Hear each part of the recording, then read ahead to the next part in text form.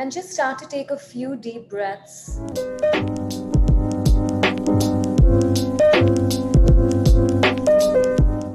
Become aware of your breath. It can be natural at this stage. And as you find yourself settling into where you are right now, you may start to lengthen the breaths if you wish to. And you may choose to relax your shoulders and bring your chin slightly downwards, like you're looking down towards the heart. And start to connect with the breath in both sides of the body, front and back. Direct the breath to any place that you sense discomfort. You may even choose to direct the breath to the mind, into the head space.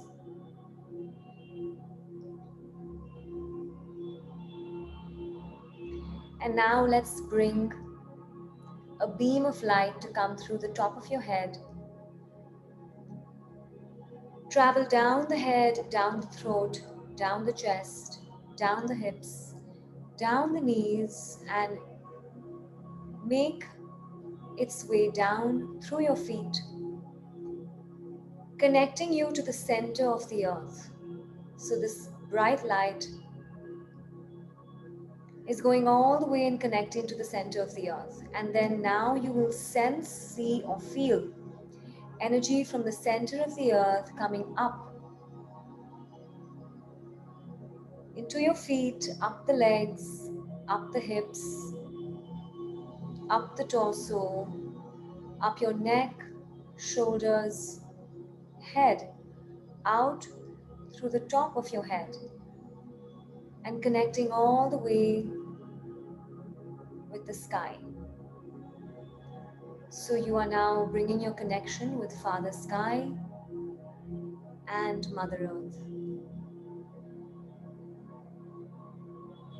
Feel yourself taking belly breaths, no chest breathing.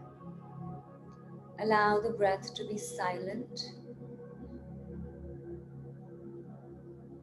And now I want you to bring a visual of a golden light right in your heart center, heart chakra. And with every breath that you take, you start to sense this light getting brighter and bigger. With every inhalation and exhalation, the light gets brighter and bigger. Continue to breathe and connect to this golden light that now starts to expand from your heart space and nourish and travel to every cell in your being.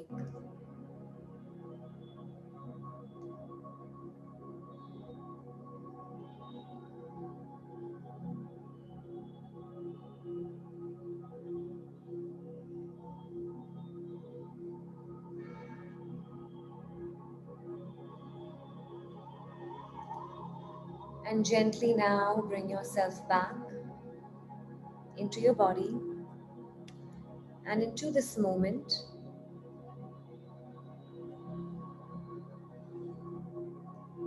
You may choose to wiggle your toes and fingers and slowly bring yourself back. And just notice if there's any change in your energy. Many of you ask me, how can we raise our vibration? There are several ways. This is one way. This is the reason I start most practices like this. We raced through it. But this is the simplest way to change your energy and your vibration. So the last spring equinox that occurred represented new beginnings.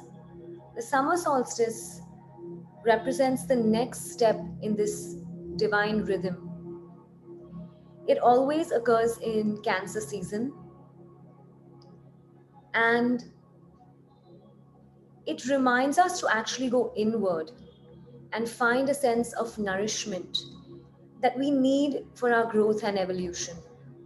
It's almost like a time of a pause. So you've like planted the seed in the spring, and now you're waiting for it to reach full bloom. So if spring represents action, the summer represents patience and the ability to develop a sense of trust and confidence in ourselves, so that we know that what we have set into motion previously is correct. It gives us a chance to reconsider and change, most importantly, but at a very emotional level, because it's Cancer season.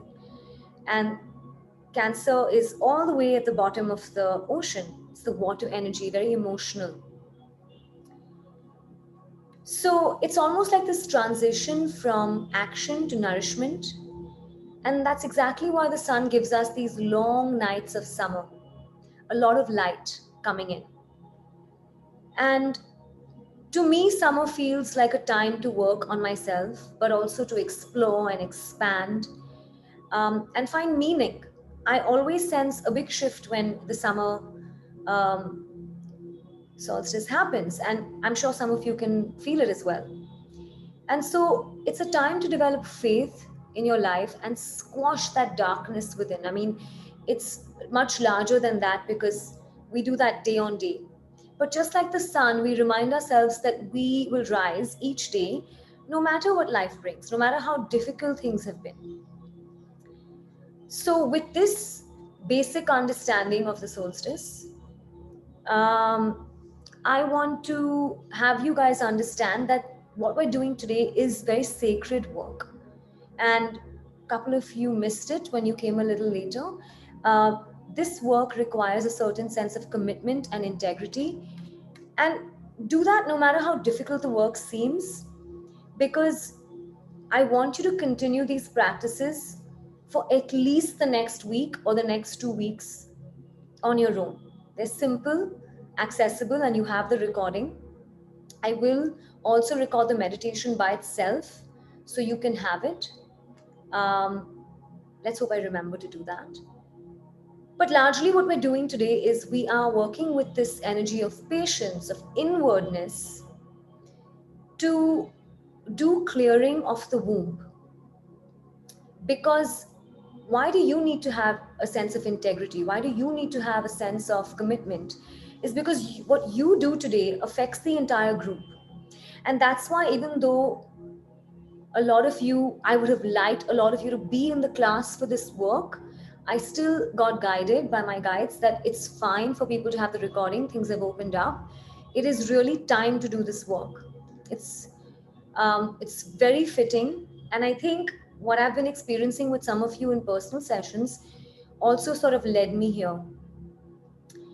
And other than recognizing that it may not always be easy, recognize that there could be no better timing for this.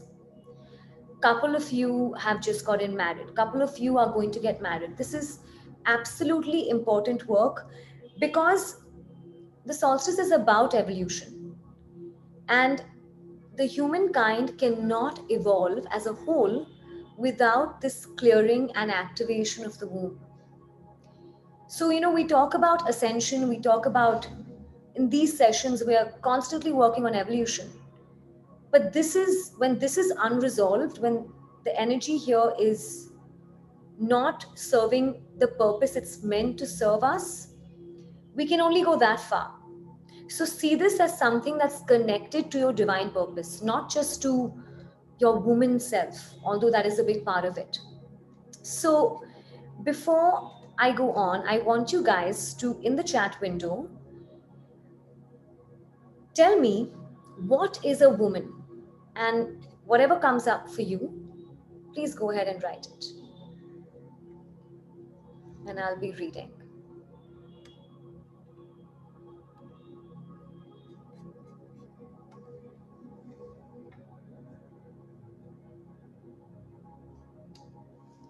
I want enough of you to write here, so don't be shy. And also know that you have entered into this space with these women. This is a judgment-free zone. And that's exactly the theme today.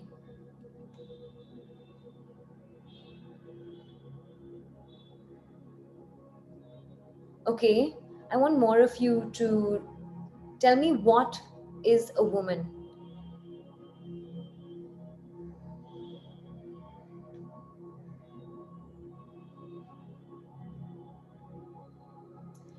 Okay, so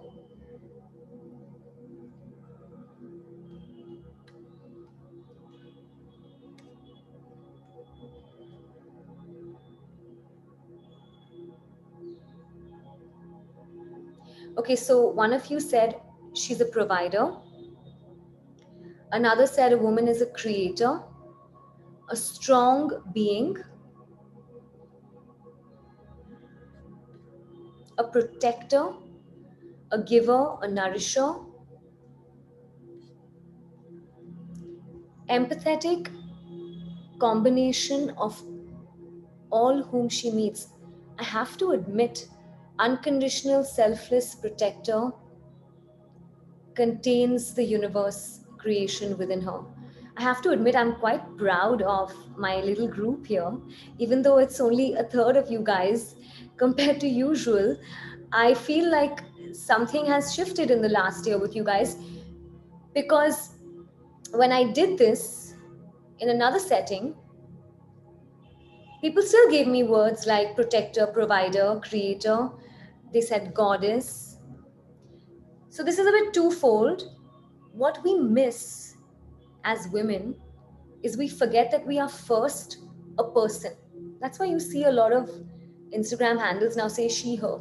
Just a person, right?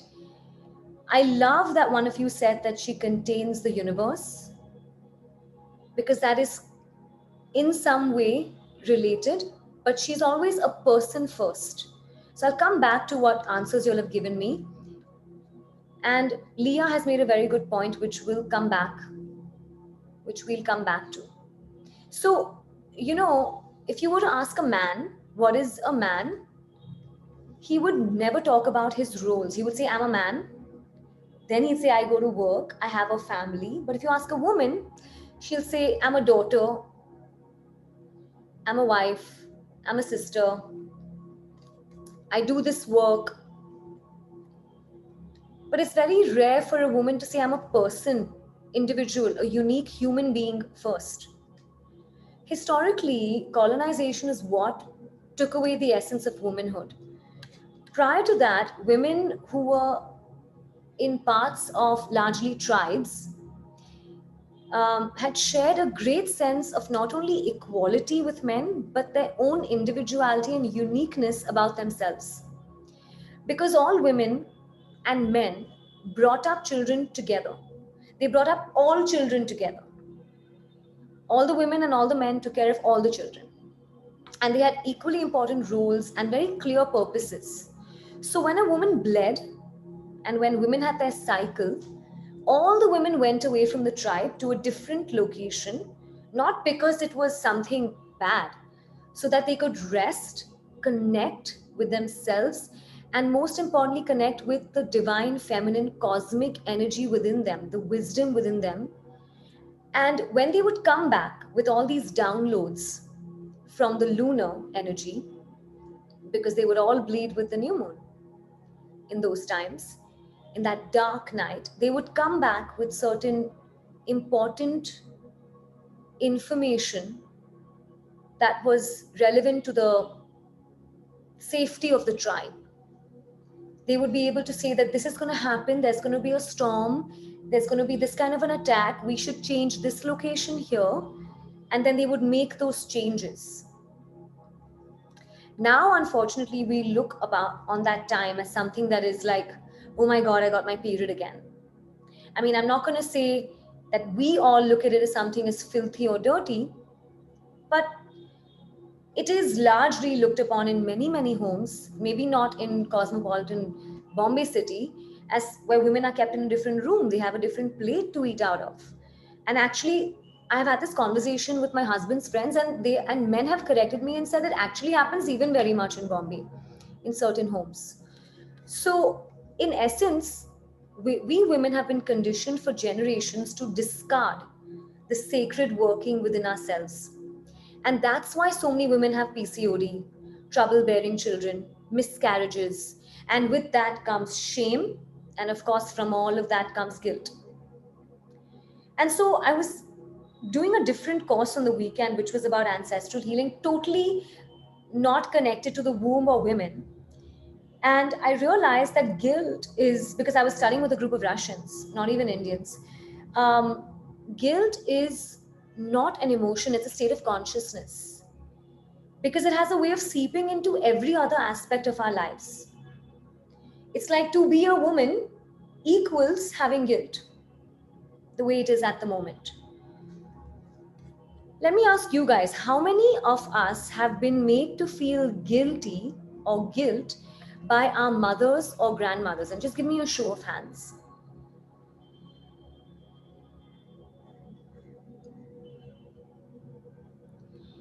If your videos are off, you can just put it up in the screen. Or you've seen your mother feel guilty, your sister feel guilty, your aunt feel guilty.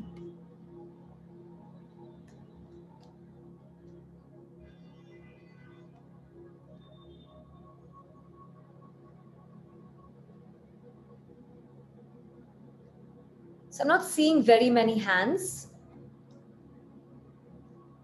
But when I start to explain this, you will understand what I mean. Your hands slowly coming up. Even if you've seen your mother not be able to be there for you and feel guilty.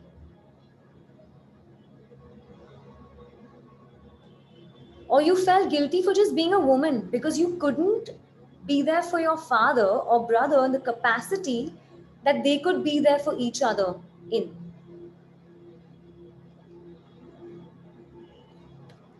So, in fact, I was doing some research after I had this whole chat over the last few weeks with my master, Lord Sananda, who said that, explained to me about the womb and guilt. And then I went online and did some research. And I found that there are actually studies that prove that women are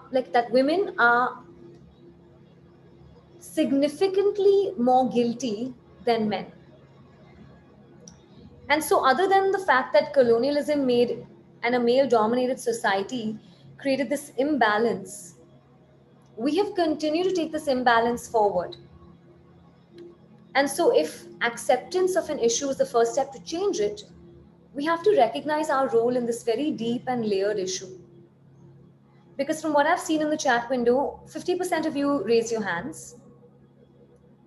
And as I said earlier, even when a man plays a role, he's first a man.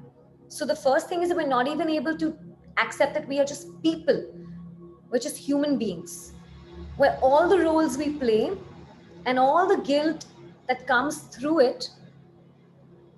And so I have to admit that I have had many women who've come to me and have come across rebellious. And they've said that they don't wish to fit into the confines of what, by definition, a woman is, which we have realized is flawed. But there's a lot of anger, not only at the external situation, but also within themselves. And until I spell it out, they're not even aware of it. It's something that they're proud of. Feminism, you know, and that is so in itself degrading and self destructive that we don't realize that that is also creating imprints on your womb. So if you don't understand what I mean, let me ask you. There very often there are times that people say, you know, that you may say, some of you may say, but that's not my issue. I didn't face that. But you've watched a scene of someone getting raped on TV or read about a story of someone getting raped and also cringed or also felt anger or felt like it's unfair or felt sad. The moment you had that reaction, You've participated in that trauma. You've participated in that cosmic energy of guilt, in that imbalanced womb, by just simply having a response to it. So, womb clearing and activation, which I will do in the coming weeks, there is some part of it today as well, has a huge role, as I said in the beginning, to your ascension and to the overall human evolution. Because the womb, which is only in women and men who identify to be as women, contain this aspect of cosmic wisdom. Because the womb, as now scientists have found, contains DNA of the father and the child. And right now I'm talking about the physical womb, but otherwise, largely I'm talking about the energetic womb when I talk about this.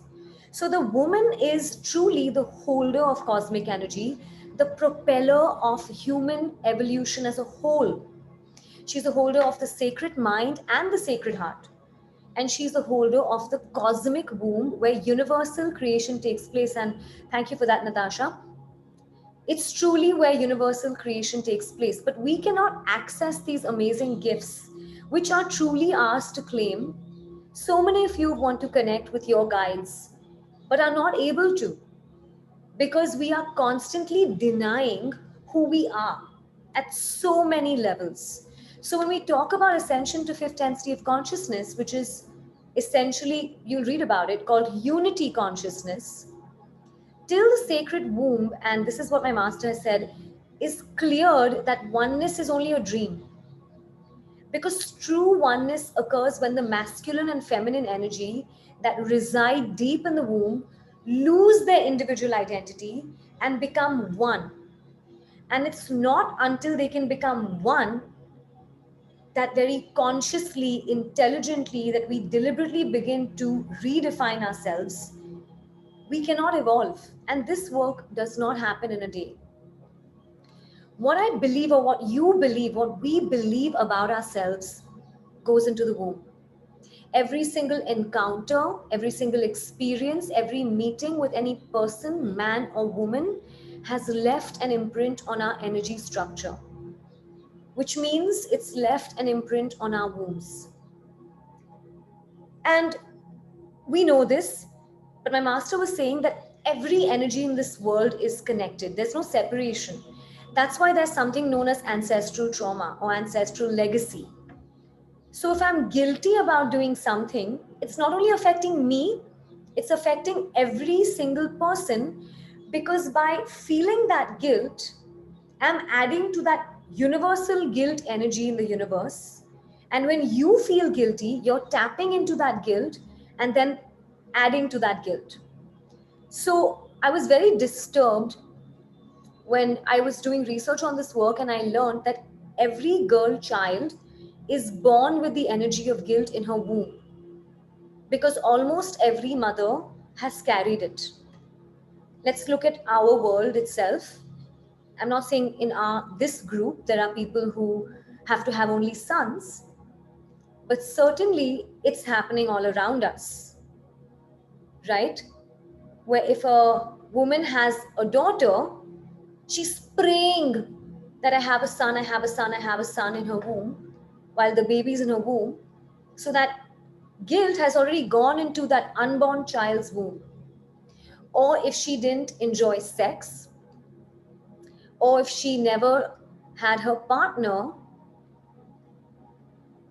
create the energy of making love, but it was largely for so many men just something that they need.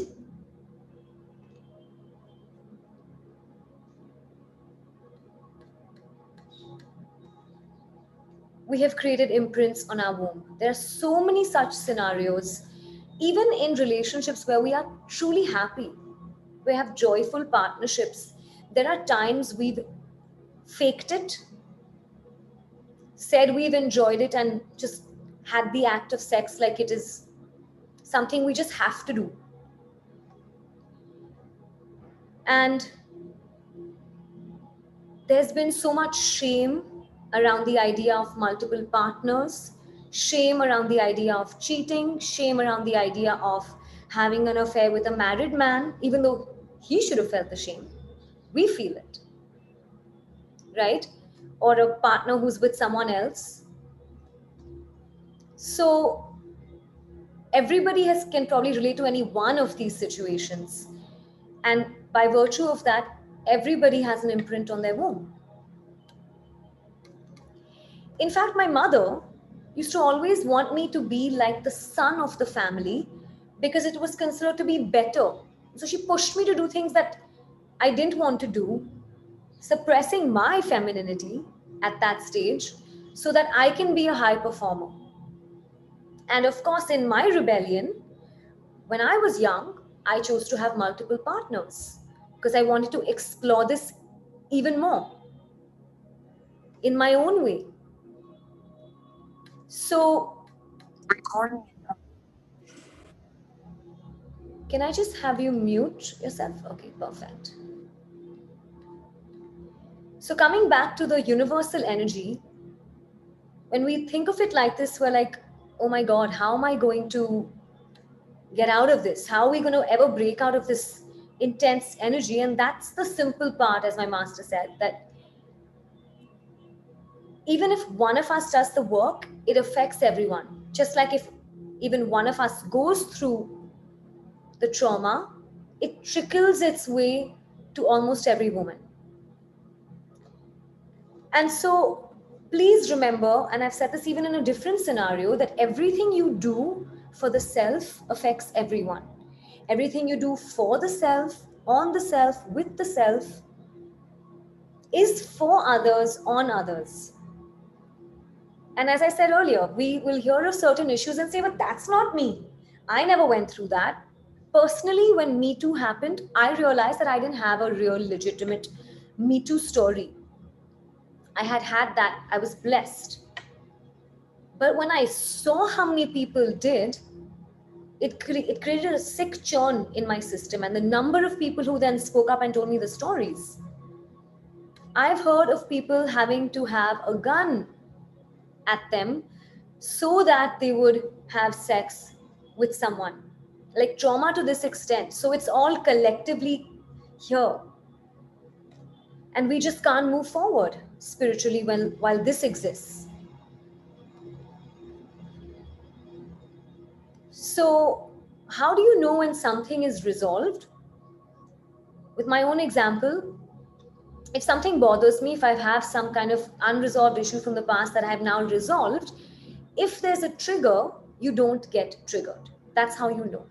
So, for instance, let's say someone has an issue with a mother. If that mother passes that comment, then you'll just let it pass you by. Like it doesn't affect you. Like that's not true for you. But by design and by our blueprint, we choose our mothers, which is why, and I think the example lends itself into the next part. We already have a lot of baggage we carry from our mothers. And then as we grow up, the suppression and oppression that our mothers went through, we carry it forward. Our mothers want us to be like sons, but in that itself, they are discarding our femininity because it's so misunderstood and there seems to be no way out of it. So I'm again going back to menstruation really briefly because its purpose is not just to be part of our ability to give birth. There is a sacred cosmic purpose. When we release, when that blood flows out through us, we are also releasing with it from the last month all the energies of pain, fear, anger, which may be ours or may be coming from overall human consciousness, because every interaction has an imprint on you. I said this a few months ago. I said that I went on a digital detox in the lockdown because I felt like I was picking up on all the things that were going on and they didn't need to be mine, right? So we can't help but we tend to pick up an energy and that can contaminate our aura. And then we wonder why we feel low, we feel demotivated, we feel like there's no purpose, we feel depressive, because we've picked up so much energy from everybody else. Literally every single practice I have studied has a technique of clearing. Whether it's Akashic records, from there you're clearing entities, and spiritual work that you're doing in higher dimensions causes for entities to escape into the light. With Reiki, again you clear energy. In yoga you clear energy. In all of these practices we clear our energy for a certain reason. But we don't talk about the womb because it's so misunderstood, it's so mystical, no one gets it half the time. And so when we are on our cycles, and when we release with joy and allow ourselves to be filled with that sacred consciousness again, we really come into that sacred cosmic purpose. And that's why women were witches, were medicine women. It was never medicine men. There were oracles. Men never did this work. And someone was telling me the other day that whether they are chefs or whether they are designers or whether men are always better at their skill, because women can never give themselves wholly to something. And that's the irony of the situation, because if women didn't have to play all these multiple roles that they are held by, they could do this. They could be the best chef. They could be the best designer. So this is engraved into us, even for us to say, but men are the best in their field. The top ones are always a man. So I was asking Lord Sananda, I was like, how can we change this cycle to receive more? So he said, with just 2 cycles of changing your attitude and embracing your womanhood, and by the first thing that means is to stop hating our cycle, we can start receiving messages. What he said is that not every individual will connect with their master, although every individual has a master, because it depends on your individual energy. But every individual can connect to their spirit guides. And based on their level of consciousness, they will connect with a level of guide that they can. You reach a certain level of consciousness to be able to have dialogue with your master, but you will always be under the protection of your master, whoever that is. And in general, increasingly, I'm learning that it really doesn't matter of the identity of your guides, because they all come from one light. It is us through ego who want to create separation, give names, So in 2 cycles, if you choose to, during your days of your cycle, become aware of saying, gosh, my period has come again, and maybe meet some girlfriends and sing, dance, play, laugh, complain if you must with them, or even sit 5 minutes and say, I'm going to deep breathe and see if I get a message. You can start receiving messages. But the first thing you got to do is stop hating this about us.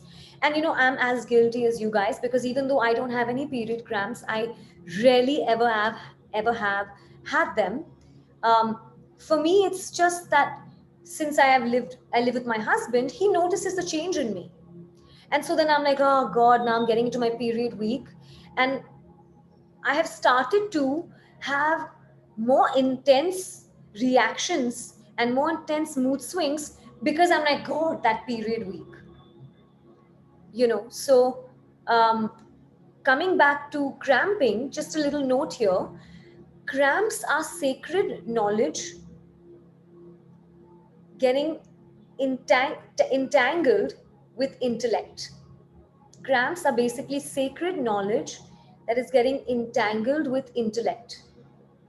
So because the time of release and receiving is so entwined, when it is our time, let's just start with saying, wow, it's my time to release, it's my time for receiving, and try and make that change. Some of you guys know each other, so if your cycles coincide, great. If not, when the other one is coinciding, I mean, I've had so many girlfriends over the years message me being like, got my period, sad smiley in a message. We do this. And if you're trying to have a child, then you start to even detest that the period has come. It's like, oh, I failed again. But maybe if you're like, wow, I get another cycle to receive information, you could receive something that's important to you falling pregnant. Maybe there's something you need to change that you aren't doing. So, this is the first thing. But the next thing is that our wombs also carry the imprint of every sexual encounter we have had, even if there has not been any penetration. We carry the mood and the energy of our sexual partner as well. So I had shared this meme a couple of years ago, and I had asked a question on Instagram saying, should I do a longer video? And I had a great response, although I didn't have the courage to talk about this then, and definitely not on Instagram. But I had shared this that said, sex is sacred energy exchange. And I wish I had known, which I only found out maybe 4 or 5 years ago. I wish I had known that every time we have sex with someone, we have a legitimate exchange of energy and emotions and all the stuff that they have undealt with and all the people they have slept with. And it's just super complex. Because then things would have been different. And then we wonder why our generation does not like sex, or we suppress the idea of enjoying sex, or we're ashamed about wanting more sex than our partners, or we're ashamed to ask for it or say no when we don't want it, because so much of sex has happened in this very hush, hide it away aspect.